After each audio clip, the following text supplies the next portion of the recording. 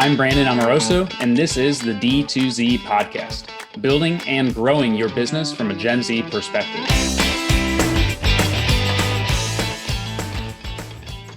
Hey everyone, thanks for tuning into D2Z, the podcast about using the Gen Z mindset to grow your business. I'm Gen Z entrepreneur Brandon Amoroso, former founder of Electric, and now the co-founder of Scaleless. And today I'm talking with Jamie Schwartzman, who's the Chief Creative Strategy of Flux Branding. Thanks for coming on the show. Hey Brandon, thanks for having me. So before we dive into the world of entrepreneurship and branding best practices, can you give everybody a quick background on sort of your own entrepreneurial journey and path? Yeah, sure. So, I represent a little bit of an older generation, but I've been an entrepreneur for my entire life. I just kind of found that, I wasn't really cut out to work for other people. I'd say the two toughest words for me are my boss. So, having my own studio, having my own thing has really afforded me like a really great kind of lifestyle where I'm in control of my own destiny. Maybe I could have made some more money if I'd have worked at a big company. But I think, for me, having the right kind of life and owning my future has really been the priority. So I started as a designer, got a degree in fine arts, master's in fine arts at UCLA in Los Angeles, and started designing product and showed product to somebody. And they said, hey, we think we want to buy this. Before you know it, I've got a factory and I've got, 25 people working for me, and we're making product and selling product. And really, I think I got into branding by being a product designer, right? Realizing that the product alone wasn't enough. There had to be a story behind it. There had to be a brand behind it. And so, I sold that company at a profit, which was kind of nice, bought my first house and, worked for a couple other people, got into digital, and then started the agency around year 2000. What have been the biggest lessons or learnings that you've taken from the agency over the past 25 years? And especially, how's that evolved? Because that's, you've gone through quite a few cycles. So, what does that look like? Well, totally. So I would say the best advice that I was given was by, an architect who I really respect. This was Ted Tanaka. And I was probably in my late 30s at the time. And he said, Jamie, just make sure that by the time you're 50, you're an expert in something. And so I think really the advice there was to, find your expertise, find a place where you can really call yourself an expert and become knowledgeable in it and become known for that. And so for me at that time, I decided it was going to be brand and go into branding. And, branding, I would say at the time I got into it was not well understood. A lot of people confused branding with graphic design.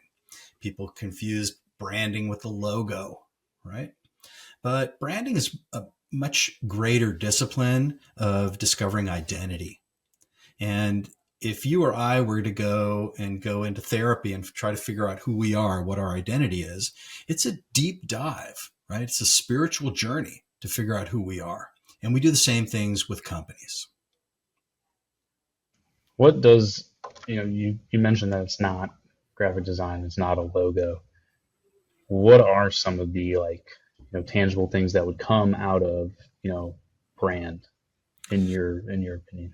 Yeah. So I think what happened is that marketing became really analytic, and particularly with the advent of digital technologies, performance and driving, sort of managing investment around marketing drove it to be much more analytical. And the creative aspect of it really needed a different center, a different place to live. And I believe that that's what's become branding. So I look at any kind of transaction of going from an idea to revenues follows into three different buckets. It goes from branding to marketing to sales. And so if I think about this chain of branding, marketing, sales, right? In branding, we're getting people to understand or feel something, right? And try to get the right kind of people engaged. So that then marketing can generate a lead around that. And that sales then can close that lead that is more relevant or more likely to actually generate a transaction. So I would say that branding is about getting qualified prospects in so that you don't have to do quite as much sorting, and it makes it easier for sales to focus on leads that can close. Where do you see companies typically, trip up when it comes to, brand or branding? Or do you think that half the time they don't even, like, they think they have it, but they don't actually have it? Well, I think it depends a lot on the life cycle and where you are in the state of the company, right? In early stages, when you're just starting out, I really think the focus has to be on sales and revenues just to get out the door, right? But pretty quickly, what can happen, I think, is companies start to invest too much money in sales and not enough in brand. And so that marketing starts to generate a lot of opportunities and prospects that aren't really within the core capabilities and might not be the right kind of business. So I think that's a big place there. The second is if we're going into a competitive market and we're trying to differentiate the product across other things that might be more commodity, brand is a great way to elevate perception and develop a real loyal fan base of people that recognize, what they're selling. Yeah, I mean, my new business is pretty early, and so I think for us, brand is something that we will grow into. But to your point, it really is at this point, just sales and revenue. That really is what matters.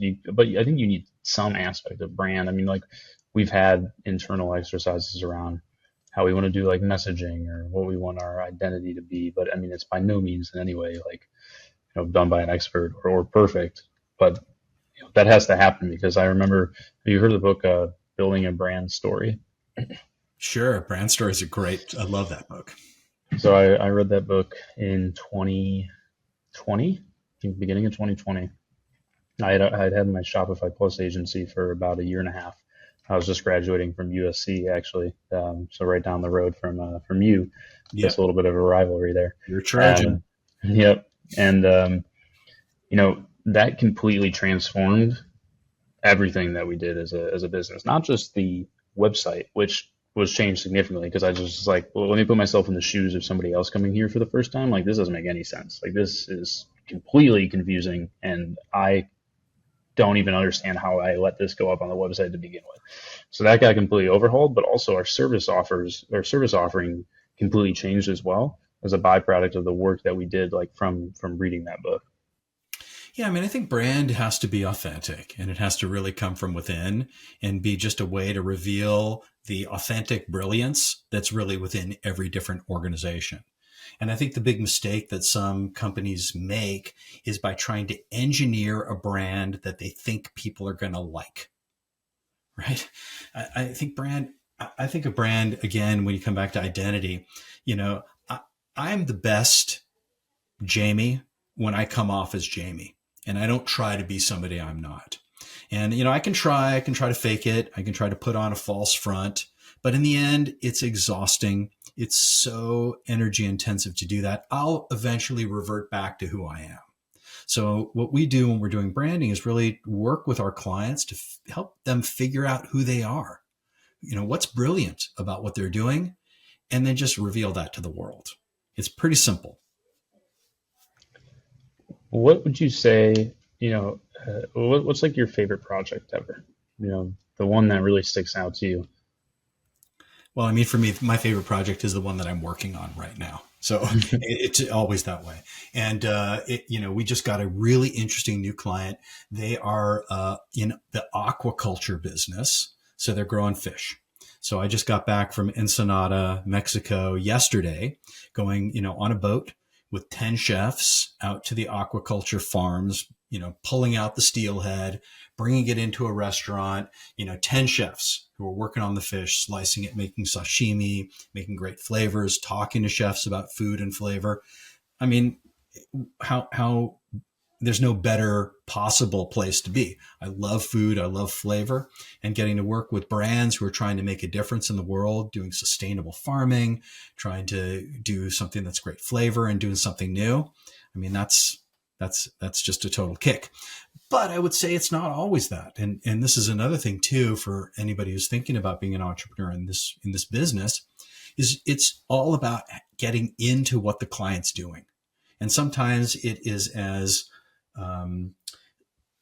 uninteresting as insurance services, right? And finding some way to understand the passion and motivation that's driving somebody to do insurance products, right? So I would say try to bring that same spirit. It's certainly easy when I'm working on Steelhead, right? And, going into the Valle de Guadalupe and having, dinners at Michelin star restaurants. But I try to bring that same sort of energy and passion when I'm working with anybody. Maybe they're building a multifamily residence project. Maybe they're doing construction. There's so many different places that we play in, but I would say the same energy should come to it. And for everybody who's in it, love your work, right? Love your work. I wake up Mondays and I'm not resenting Monday, right? I wake up Monday, I'm like, cool, this is going to be a great week. And if anything, I would say I'm starting to resent my Fridays. I'm like, man, we didn't get enough done. Like, really? I'm going to have a weekend now? So I think, really loving what you do, that's the key. And that's what will make it sustainable. So, riffing off of that, how do you get to that point? You've obviously were fortunate to have that path, and, you've obviously been successful for a very long time. And what is your passion? There's definitely a lot of people who are still trying to figure that out. So, what was that journey like for you? And, for those that are listening, how can they sort of navigate that and get to the ideal, which is, oh, wow, it's Friday, this sucks, versus thank God it's Friday, I need to get the hell out of here? Well, I think it's, first of all, it's having, balance across all disciplines of life. I don't think there's any one answer, right? And for me, look, I'm 62. Okay. So this is what 62 looks like, in 2025. And I have a lot of different things that I do. There's no one answer, right? It's multimodal, a lot of different things. So I would say have multiple inputs, be not trying to find the answer just in work, just in career, right? Do creative things, get inspired, go outside, see art, listen to music, hang out with friends, learn to cook, have passions, right? And so it all works together. And then along that, just realize, where is your gift? I mean, the classic book here is What Color is Your Parachute, right? And I think for anybody who is, and this is probably, I don't know, in its 25th edition right now, but it is the classic volume on figuring out what's your real gift and where can you make a contribution. And so think about it from that standpoint. We're also in a time where specialists are highly valued. So at Flux Branding, we're not a full service agency. We don't want to do that. And I think about it in terms of almost like, if I was a tennis player and I had a wrist injury, I wouldn't go to a general practitioner. I would go to a specialist. And in fact, I might even jump on a plane and take a drive, take a ride 3,000 miles to go see that specialist. So how can you be that specialist, right? How can you learn to be an expert in what you're doing and be that specialist? And that's going to be the differentiator. The benefit today with the internet and matching is that it's easier and easier for smart people to act as quarterbacks, pull together a team of players that are experts in different areas, right? The linebacker doesn't have to be the same as the receiver, different kinds of talents. So find out, where's your talent? What do you enjoy doing? And stick with it.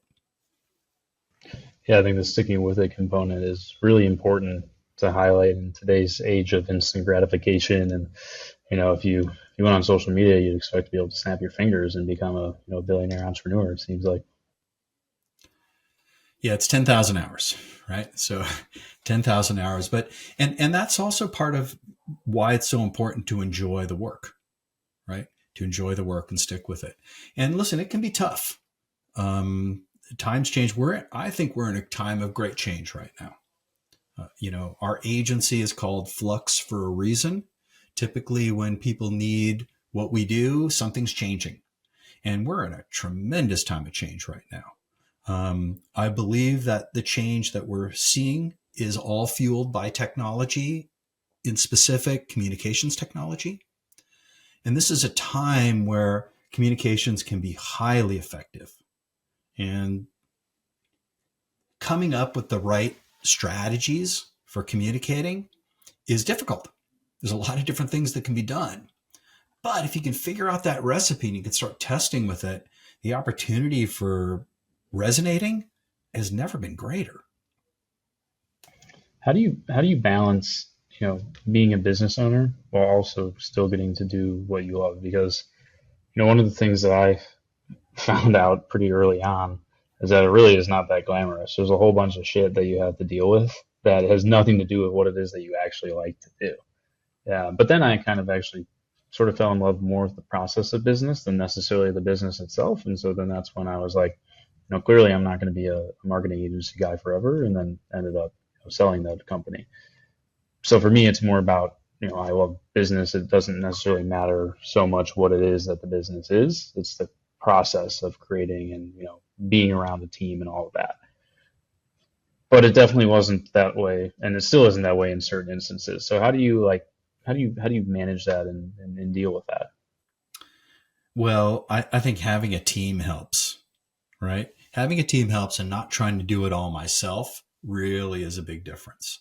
So, I don't operate as a solopreneur. I have a small team. I would say that I've been able to make my team smaller since the pandemic, right? We used to be a studio-based organization. I had a cool loft in downtown LA, a room full of Macs, some dogs, coffee, drinks, all that kind of stuff. It was amazing. It was great. And in the pandemic, we pivoted to being virtual. And with virtual now, we have a much smaller, more lean organization where we use a lot more outsiders. And so, that's really been liberating, I would say, because we do need to have multiple people and contributors coming in, but they're also, when those people are employees, there's a lot of administrative load and overhead required for that. So, we've been able, I would say, to shift away from that kind of administrative load, right, of dealing with HR related things. And instead now we've sort of put that same energy towards project management, organization, and, how do we work as a team still when we're not in the same room? Look, it was a lot easier when I could walk out of my office, go into the studio, sit down with the designers, chat about stuff, go into the conference room. Right now, we're much more scheduled about things. And if I were to show you my schedule, it's pretty much every 30 minutes. Boom, boom, boom, boom. So I spend most of my day now, on virtual meetings, which is kind of nice. I don't have to spend 2 hours in the car driving around. I can work kind of from anywhere. And I would say now for our team members, they really appreciate that too. Now, at the same time, I'm glad that I did have that time of working with other people, of being in a social environment, because I think there's a lot of things that occur and people grow in different ways when they have to deal with other people, deal with other personalities, learn to get along. So it'll be interesting to see how things develop and evolve in this new paradigm. Yeah, I think it's very like vertical and industry specific, whether it's staying remote, going hybrid, or even going back to full time altogether. The one thing I do see pretty consistently though is, if you just graduated school, and this is just my opinion, but like I would avoid remote like the plague. You're 22, 23, maybe you're still living at home. Like we've tried to bring some of those team members into the previous business, because the business that acquired us was fully remote. We weren't. We were all based in San Diego. And this is like, you don't get the social camaraderie, you don't get to do the networking, you don't get to, have that like friendship outlet too. That's a huge component of your early career is an identity is that. But when for more experienced people or for people with families, it's a huge time savings and a huge benefit to be able to work remotely. Yeah. I mean, I would say that we have to do things consciously to do team building. And even though that we're remote and we've got people all over the world, we have a 3 times a week touch base. So we meet 3 times a week, what we call our hot sheet meeting. And during hot sheet, that's when we talk about what's going on. Look at what needs to get done in the next couple of days. And we kind of need to do that round robin. Sure, you could log into the system and you could see your actions, right? They're all in there. They're all marked. But there's still something about having that dialogue and communicating. Definitely for creative and for what we do in branding, there's a lot of just what we call workshopping, where we get together, we talk about things, and it's done virtual, right? Which works pretty well, surprisingly well. Okay. I love being in the same room, but when we're like that, when we're virtual like this, everybody has a front row seat. Also, when we're virtual like this, in many cases, we can do transcription. And we always typically do transcription. And that allows us then to use a number of new tools. AI is an important tool for us. We use it extensively, but not in the way that I think people would imagine you use AI. AI is not something you press a button, it gives you an answer.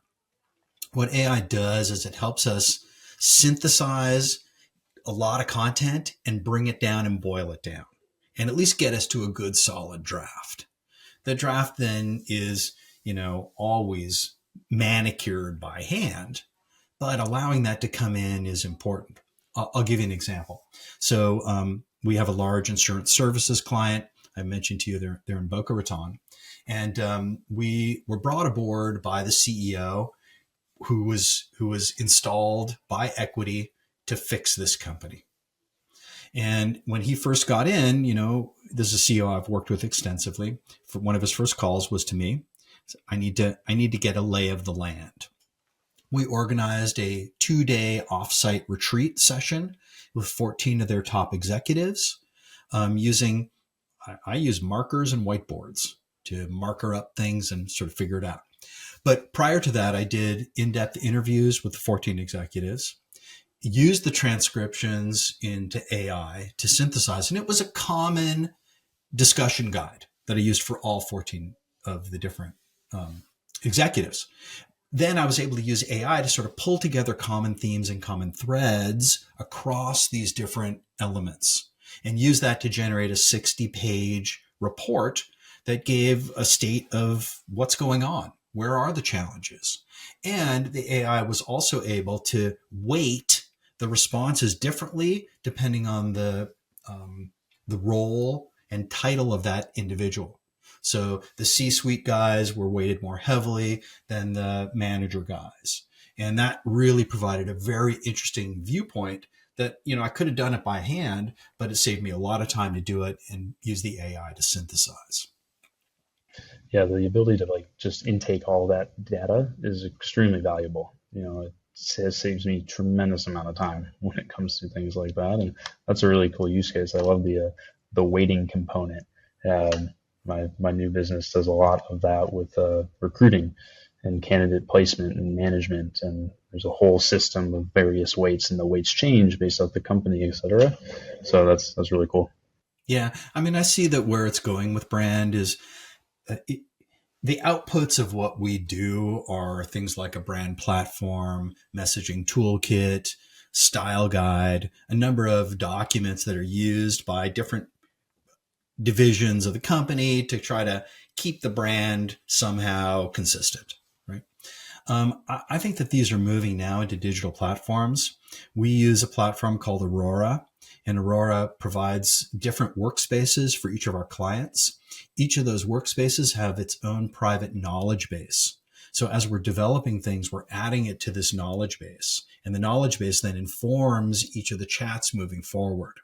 Plus, we can develop what are these smart flows, and smart flows allow us to develop a workflow for generating text. And generating content. Right now, we're doing it for the same client I was mentioning to you, just to do their products and to do detailed descriptions of products, a short description of the product, a 3-word description, a 1-sentence description, a short paragraph, the reasons why you should have the product. What are the features of the product? What are the benefits of the product? And all of that stuff can be generated based on, the assembly of prior materials going into the knowledge base. And this is really like a huge time saver for us. And I would say also provides the opportunity to hand off those systems to the client in the future so that they have the ability to keep the brand consistent and generate more stuff that's on brand. Yeah, I love that. And your expertise and value can be amplified because you can spend more time on the tinkering and the refinement than necessarily like just getting the basics out there. Yeah, I mean, I think learning to be a great prompter is, going to be highly valued. I look at the AI as a writing assistant, right? And I always have writing assistants. The thing about this one is it just works really fast. It works really fast, and I can get a new draft going in, minute or seconds. It's not always on. I have to go through a lot of different iterations and drafts to get something, but it does a pretty good job. And also, I don't have to be overly specific. I have to be specific enough. I guess it's not that I don't that. I have to be specific, but I don't have to be ordered and logical. I can throw a lot of stream of consciousness at the AI, and it can somehow seem to make sense of my random, juxtaposed, unusual thought process. And ultimately, that's what it can't do, right? It can't do that kind of creative process. Example, I was doing it was a 10-part email series, right? Training series. And they just were starting to get really boring. It was formatting them all the same. It had 3 bullet points. It had a numbered list. It was just, everything was coming out very uniform. So, I was able then to work with it and say, well, listen, for this particular one, let's use a Greek myth that exemplifies what we're trying to do. So it brought in something, I think it was Icarus or something, one of these great myths to help tell the story. And these are the different, or another one I said, write a bedtime fairy tale. So there's just different things that it wouldn't necessarily think about. And this is how I believe that, we as humans, the human creative brain will fuse with the analytic brain of the AI to really do some interesting and exciting things. Yeah, it feels like we're just at the sort of frontier of what is possible with it. So we're in for quite the ride. Yeah, well, I remember, listening to the modem and having it connect and, using Netscape Navigator. These are the early days of the internet, and looking at it and going, this is going to change everything. I would say the way I feel about AI is even more, it's even a greater sense of wonder on what's going to happen with AI. I too share concerns about it. But ultimately, I'm an optimist. I tend to look at the optimistic side of the world. But I would say it's a tool. It's any tool, it's a chainsaw, right? Use a chainsaw to, trim the trees. I can use it for the Texas Chainsaw Massacre. I like that. I'm gonna steal that one. Well, listen, I really appreciate you coming on and sharing your insights. I think there's a lot of really great value here, especially from a branding perspective and how to leverage AI to help assist in that creative process in a really unique way. But before we hop, could you let everybody know where they could reach you or get connected with your business online? Yeah, totally. So we've got some really cool things, some free stuff on our website that I would encourage you to go over to and check out. So go to fluxbranding.com. You'll see a little yellow button up there. Answer 6 questions, and we generate a report on your brand personality type. And your brand personality type, it's a version of brand archetypes, but it's related to brand story and who you are, what your character is. If you put in your email, we'll send you the report. You get the answer right on there immediately. Also, if you're a bigger brand and you have a team, I encourage you to send me an email. And you can send it to me. It's Jamie, Jamie, at fluxbranding.com. Put the name of this podcast in the subject. And I'll do a 30-minute session with you and generate a brand blueprint report, which will kind of help give you a roadmap. And we do that complimentary. I love learning about new businesses. I love, making a contribution. One of our core values is we have a spirit of generosity. I do believe the more we give, the more we get. And I encourage everybody to have that same attitude, right? It's like, what can you make? Where can you make a contribution? I don't know. Somehow it all comes back to me. Once in a while I get taken advantage of, but that's in the minority. I get much more out of it than I lose. So if you're interested in a brand blueprint, please send me an email and I'd love to meet you. Awesome. I really appreciate it. I might have to take you up on that myself. Be great But to have you. again, Thanks for doing this, and I think it's great that you're doing the podcast. And I would say, for young people out there, it's so easy to get polarized. We're really entering an era of just tremendous polarization, and just there's a lot of gray out there. Right? There's a lot of gray between the blacks and the whites, and just because things can look so horrible out there, there's also incredible great good going on right now. So we're in there's a lot of shades of color happening right now. I agree. Well, again, thank you for coming on. For everybody listening, as always, this is Brandon Amoroso. You can find me at brandonamoroso.com or scaleless.ai. Thanks for listening, and we'll see you next time.